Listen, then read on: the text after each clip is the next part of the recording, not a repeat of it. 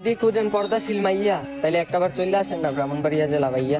Yes my brother, আপনি এরকম পর্দাশীল মেয়েকে বিয়ে করেন, তাহলে আপনি নামাজ রোজা ছাড়াই চাল চালায়া বেচতে যেতে পারবেন। ধন্যবাদ।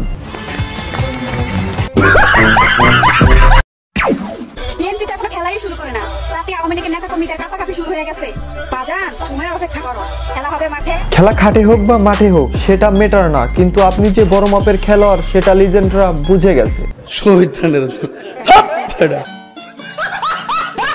সবার কাছে মাপ চাইতেছি, কালকে ঠিক 9টা বাজে রাত্রে লাইভে আসার কথা ছিল, কিন্তু আমি লাইভে আসতে পারিনি। লাইভে আসেন, আপনাদের লাইভে আসা দরকার, কারণ আপনাদের থেকে আমাদের কিছু শেখার আছে, যেরকম এই ভিডিওটা। আজকে প্রথম রোজা, এই প্রথম রোজাটা আমি রাখতে পারতেছি না, আর এই কষ্টটা শুধু মেয়েরাই বুঝবে। আসলে আপনারা কেউ এটা খারাপ ভাবে নেবেন না, কারণ তার সমস্যার জন্য সে রোজাটা রাখতে পারে নাই। এরকম একটা মেয়ে যদি আমার ব্যাটার বউ হতো।